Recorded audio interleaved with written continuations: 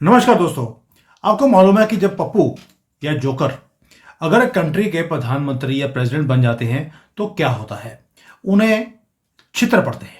आपको याद होगा हमारा पप्पू राहुल गांधी, वो अमेरिका में गया था इलेक्शंस, जब अमेरिका में इलेक्शन होने थे, और उसने बोला कि मैं कमली हैरिस को मिलने वाला हूं।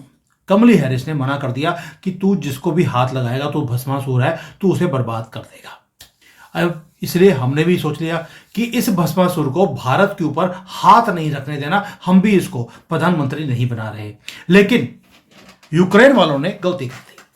यूक्रेन वालों ने इस भस्मासुर, जिसको जेलेंस्की बोलते हैं, उसको वहां का राष्ट्रपति बना दिया। उसने कंट्री के ऊपर हाथ रखा और पूरी कंट्री बर्बाद कर दी। अब उसने कसम खा ली है कि वो एक नया काम करेगा। वो कहता है कि भाई मैं पुतिन के ऊपर हाथ रखने वाला हूं ताकि पुतिन बर्बाद हो जाए। अब जो ऐसे काली जुबान वाले लोग होते हैं, उनकी बातें सच भी हो जाती हैं, और थोड़ा सा क्या है कि पप्पू है तो अपने प्लान्स को पहले वो उजागर भी कर देते हैं। इसी जोकर ने, जेलेंस्की ने, अभी एक दिन पहले बोला कि पुतिन मरने वाले हैं, यानी कि उन्होंने अपना प्लान पहले ही बता दिया कि भाई पुतिन नहीं बचेंगे। अब कल क्या हुआ, जिस दिन उन्होंने ये स्पीच दी है पप्पू ने, जेलेंस्की ने, अगले दिन पुतिन साहब के ऊपर असैसिनेशन का बिड आता है। उनकी जो लिमोजिन कार है उसके अंदर आग लग जाती है। अब आप समझ सकते हैं कि पुतिन जैसा केजीबी का हेड रहा हो, उसकी गाड़ी में आग इतनी आसानी से नहीं लग सकती। अब उस गाड़ी में आग लग गई। अब करना क्या चाहता है जेलेंस्की? क्या इस भस्मासुर ने अब ठान लिया है कि ये पुतिन के सर के ऊपर हाथ रखने वाला है? और अगर पुतिन में भाई, अगर सुमित जैन को और उमेश अग्रवाल को पता लग गया, क्या पुतिन को नहीं पता होगा? और पुतिन क्या करने वाले हैं और ये युद्ध किस डायरेक्शन में जाने वाला है, और इसकी इंप्लीकेशन भारत के ऊपर भी क्या आ सकती हैं, मोदी जी का क्या रोल हो सकता है या होना चाहिए, ये सब मुद्दों के ऊपर डिटेल में बात करेंगे इस भस्मासुर के ऊपर। पहले तो टिप्पणी उमेश जी की तरफ से। सर, जय Siya Ram. And what do you think about Zelensky's बेवकूफी ऑफ डिक्लेयरिंग कि पुतिन मरने वाले हैं? जय सिया राम सुमित जी। सुमित जी देखिए, जेलेंस्की है, एक तरह से बड़बोलापन बहुत ज्यादा है। मतलब दिन भर स्टेटमेंट देते रहते हैं। कल ही उन्होंने बोला था कि वो यूएस ने जो मिलिट्री एड दी है उसको वो डेब्ट जो उसको अभी कन्वर्ट कर दिया है, तो वो उसको डेब्ट कन्वर्शन नहीं मानेंगे, उसको एड ही मानेंगे। और उन्होंने इस तरह से बातें चालू कर दी है, और उसमें उन्होंने बोल दिया कि पुतिन इस साल के एंड तक तो शायद मर जाएगा। और आपने देखा है कि कल ही उनके लिमोजिन में आग लगने लग गई। तो एक तरह से सैबोटाज करने की कोशिश की गई, या उनको असैसिनेट करने की कोशिश की गई। ये सब ये सब प्रश्न तो उठते ही हैं। और मेरा मानना ये है कि आगे जाके ये युद्ध रुकने वाला नहीं है। भले ही अमेरिकन प्रेसिडेंट ऊपर नीचे से ऊपर लटक जाए, या खुद मतलब झगड़ा करने लग गए, ये युद्ध रुकता हुआ नजर नहीं आ रहा है। क्योंकि यूरोपियन यूनियन अभी इन्वॉल्व हो गया है इसमें, और यूरोपियन यूनियन उधर एक ट्रांसनेशनल आर्मी बैठाने वाला है, पीस कीपिंग फोर्स बोल रहा है। और आपने देखा है कि कैसे यूक्रेन ने एक तरह से सीज फायर तोड़ के क्रीमिया में क्रीमिया में बमबारी की थी, उनके पावर जनरेशन प्लांट पे। तो कहीं ना कहीं मुझे लगता है कि जो पुतिन भी अभी चालू कर देंगे एक लार्ज स्केल ऑफेंसिव। क्योंकि एक तरह से इस पीस डील का कोई मतलब ही नहीं। इसके अंदर बोला जा रहा है कि आप सिर्फ सी और आप सी और ये पोर्ट है, मतलब उसमें आप अटैक नहीं करोगे, एक दूसरे की न्यूक्लियर फैसिलिटी पे अटैक नहीं करोगे, एक दूसरे पे एनर्जी फैसिलिटी पे अटैक नहीं करोगे, एक दूसरे के मैरिटाइम फैसिलिटी पे अटैक नहीं करोगे, पर आप ग्राउंड वॉर कर सकते हो। तो अब क्या हो रहा है कि यूक्रेन प्रोवोक कर रहा है कि रशिया को कि वो एक मास स्केल इन्वेजन चालू करे, और रशिया करने भी वाला है। रशिया को तो एक तरह से बहाना चाहिए कि वो यूक्रेन की और भी धरती ले सके। तो मेरे हिसाब से ये भस्मासुर पुतिन को नहीं, यूक्रेन को ही खत्म कर रहा है। आज हालत यूक्रेन की ऐसी खराब हो गई है कि उनकी इकोनॉमी खड्डे में जा चुकी है। 40% उनका जो एग्रीकल्चर लैंड है वो ऑलरेडी ब्लैक रॉक के हाथ में है। तो और भी देख लीजिए, उनकी जो इकोनॉमी की बात कर रही है, जो रेयर अर्थ मिनरल्स है, उसके अंदर भी बोला जा रहा है कि 50% यूएस ले लेगा। अब वहां पे नेगोशिएशन चल रहा है कि उसमें यू भी चाहता है कि इसमें उसका भी शेयर। अब ये कैसे डिस्ट्रीब्यूशन होगा उसके ऊपर बातचीत होगी, पर ये बातचीत बाद में होगी क्योंकि अभी तक EU is not a party to the negotiation. अभी जो नेगोशिएशन चल रहा है यूएस और रशिया के बीच में चल रहा है। ईयू और यूक्रेन तो है ही नहीं पिक्चर में। उनको बताया जा रहा है कि आप हमने ये डिसाइड किया, आपको ये मानना है। अब ईयू को लग रहा है कि हमने भी पैसे दिए, हमको क्यों नहीं कुछ नहीं मिल रहा है। यूक्रेन बोल रहा है मैं क्यों उनकी मनमानी मानूं। तो अब वो सारे सीज फायर एग्रीमेंट तोड़ रहा है और कल ही इसी सीज फायर एग्रीमेंट को तोड़ने के चक्कर में अपने बड़बोलेपन में जेलेंस्की ने ये बात कह दी। सर, ये जो लिब्रांडो हैं, इनका एक ऑपरेशन करने का तरीका होता है। जेलेंस्की भी उसी जो पप्पू हैं या जिसको हम डीप स्टेट बोलते हैं, लिब्रांडो बोलते हैं, एक ही बात है। मुझे एक चीज़ बताइए, इनका हमेशा ही एजेंडा रहता है कि ऑपोजिशन सामने कोई भी आएगी उसको किस तरह से खत्म करना है। मोदी जी के साथ हमने देखा कि मोदी जी को कांग्रेस की गवर्नमेंट ने पंजाब में बुलाकर उन्हें खत्म करने की कोशिश करी जब पुल के ऊपर अटका दिया था। अब यहाँ पे पुतिन की जो गाड़ी है उसमें आग लग गई। मैं पहले बोल रहा हूं, it is not that easy कि आप किसी प्रेसिडेंट, वो भी पुतिन जैसे प्रेसिडेंट की गाड़ी में आप आग लगवा दें। यानी कि कहीं ना कहीं पूरा का पूरा डीप स्टेट लगा हुआ है इस प्रोसेस को डीप स्टेबलाइज करने के लिए। मुझे ये बताइए सर, आपको लगता है कि ये अपने मंसूबे में कामयाब हो जाएंगे कि पुतिन को अगर हरा दिया या खत्म कर दिया, जैसे जेलेंस्की ने बोला था पुतिन गया तो सब कुछ सॉल्व हो जाएगा ऑटोमेटिकली? Is that possible? देखिए सर, एक तरह से अगर रशिया के लीडर हैं व्लादिमीर पुतिन, उनको अगर एलिमिनेट कर देते हैं तो एक बहुत बड़ा सेटबैक होगा। रशिया की जो नेक्स्ट लेवल की लीडरशिप है, कलेक्टिव लीडरशिप है, शायद इस वॉर को एक विराम लगा सकती है, अगर वो हो सकता है। पर मेरा ये मानना है कि अगर रिवर्स हो गया तो क्या करोगे आप? और उसके अंदर अगर आपको मालूम है कि रशिया के पास वो कैपेसिटी भी है, कैपेबिलिटी भी है, उनके पास सारे इंस्ट्रूमेंट्स हैं कि वो कल चाहें तो कीव को बम्बार्ड करके उसको रबल में बना सकते हैं। जैसे इज़राइल अभी गाज़ा का बाजा बजा रहा है, वैसे रशिया भी कीव को रबल में बदल सकता है। ऐसा उनके पास पूरे पावर्स है और अमेरिका के जो डिप्लोमेट्स हैं वो खुद बोल चुके हैं, रशिया के पास one of the largest nuclear arsenal है वर्ल्ड में। और उन्हें रशिया के साथ कोऑपरेशन के अलावा कोई रास्ता नज़र नहीं आ रहा है। मेरा ये मानना है कि आगे जाके ये स्थिति और भी भयानक होती जाएगी और इसमें मॉस्को पे ज़्यादा हमले होंगे।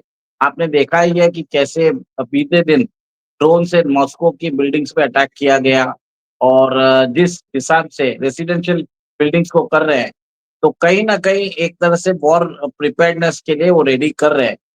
और मेरे हिसाब से यूक्रेन के अंदर लार्ज स्केल इन्वेशन एक प्लान होगा और अगर इस बार रशिया ने चालू कर दिया, तो अभी 20% यूक्रेन उनके हाथ में 50% ना हो जाए, ऐसा मुझे तो यही लग रहा है। सर, क्यों? मेरा अपना मानना उल्टा है। मुझे ऐसा लगता है कि Trump is going to get the deal जो वो चाहते हैं। आपका अपना एक ओपिनियन है, बट अकॉर्डिंग टू मी मुझे लगता है कि ट्रम्प ऑल्सो नोज कि अगर उन्हें अपनी धाक बनानी है पूरे दुनिया में तो उन्हें ये युद्ध रुकवाना पड़ेगा। उसके लिए किसी भी हद तक जाकर उन्हें नेगोशिएशन करनी पड़े, वो कर लेंगे। Yes, it might take time but it will happen. और जो ट्रम्प ने एक प्रपोजल दिया है यूक्रेन को कि भाई साहब, आपकी सारी न्यूक्लियर फैसिलिटीज और एनर्जी सेक्टर ये सारा मेरा मेरा हुआ। I am going to sit and monitor that.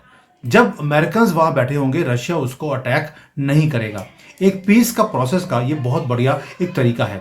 But Europe, जिसको बोलते हैं पंजाबी में भांजी मार रहा है, वो भांजी मार रहा है। वो नहीं चाहता कि ये पीस टॉक हो क्योंकि यूरोप की अपनी हालत खराब है। अब उनके मुंह में पानी आ रहा है कि जितने रेयर अर्थ हैं यूरोप के, वो यूरोपियंस के हाथ में आ जाए, यूक्रेन के सारे रेयर अर्थ और एनर्जी सेक्टर भी।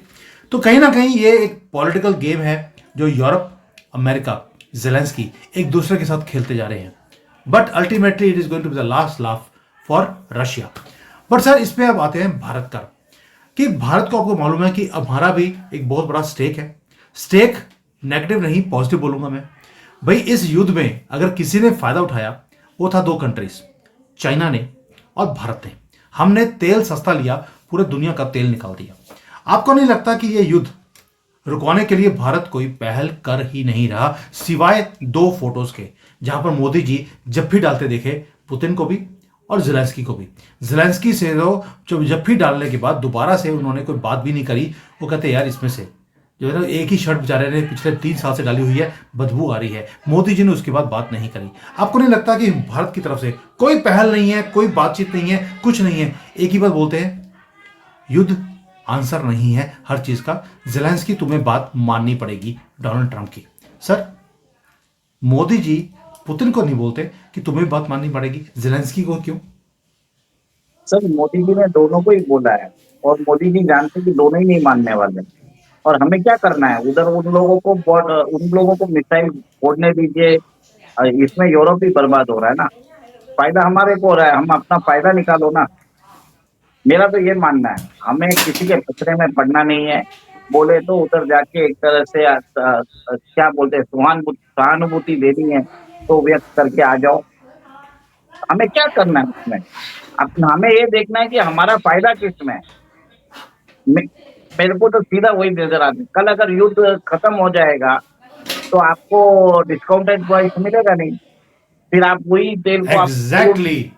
हाँ, और आपको प्रोसेस करके आपको यूरोप को बेचना है। और यूरोप अगर बर्बाद होता रहा तो वही तो अमेरिका चाहता भी है। यूरोप जितनी जल्दी ज्यादा बर्बाद हो, यूरोजोन बर्बाद होगा। यूरोजोन बर्बाद होगा तो यूरो भी बर्बाद होगा।